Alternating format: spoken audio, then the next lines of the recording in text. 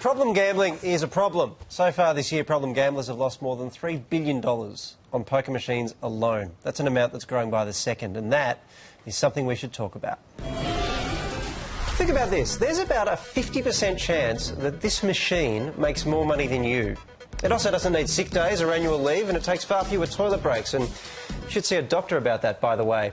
Last year in Australia, pokies scarfed down $9.8 billion in small change. They're like the Cookie Monster with a less adorable eating disorder. The biggest game in town by far is with poker machines. It outranks casinos by a factor of 5 or 6 to 1.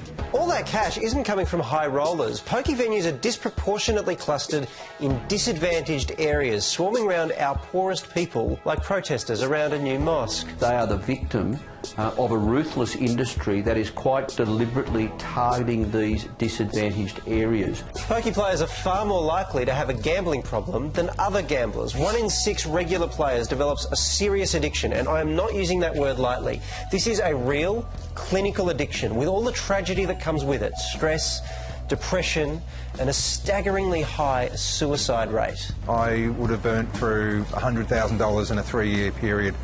Every time I thought I hit rock bottom, I soon found out I was wrong. I lost a lot of time with my children and a lot of... I lost my home, I lost everything. A bit like cigarettes, pokies are designed to get you hooked. Every aspect of the machine is managed and manipulated to make the games as compelling as possible. The lights, the music, the ergonomics of the seat. They even let you win occasionally just to make sure you don't go anywhere. Pokies aren't called the crack cocaine of gambling for nothing. People think they're playing the poker machine, but in fact the poker machine is playing you. I am an addict and I will always be an addict. I'm going to carry this with me forever. People are killing themselves because they don't know what to do. So the government should definitely do something about this, right?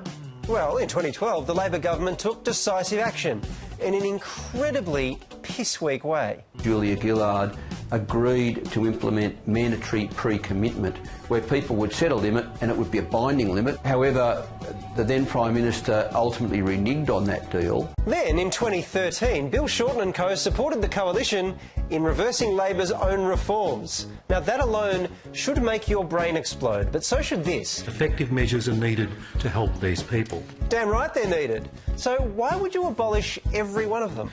This bill will repeal the position and functions of the National Gambling Regulator, the automatic teller machine withdrawal limit, the trial on mandatory pre-commitment and dynamic warnings. But mainly, the amendment was designed to handball pokies regulation to the states. But those states rely on pokies revenue to survive. The states and territories will earn $5.9 billion in taxes from gambling this year. $3 billion of that will be from pokies. They get an average of 10% of their total revenue from gambling. So they're literally profiting from people's misery. Imagine crack, heroin or ice being legalised so that governments could grab their share of the profits. Oh sure, I should point out a portion of pokies' taxes goes to helping problem gamblers, but that's like mugging someone to help victims of crime or fighting short attention spans with cute cat videos. He's stuck in a bucket and he can't get out. Instead of making it harder for pokies to destroy lives, police are making it easier right round the country. Queensland's allowing more machines per venue. New South Wales can't make new laws without the gambling lobby's okay. And Victoria just announced measures so pointless that even the gambler they picked to spruik the plan said it won't work. This stuff is so obviously wrong that I don't even have to make a joke to explain it. It shouldn't be this easy to make politicians look this bad. And it shouldn't be this hard to get meaningful change. But it is. And it's not going to get any better. Because the truth is that governments of every stripe right round the country are leeching off our addiction to feed theirs.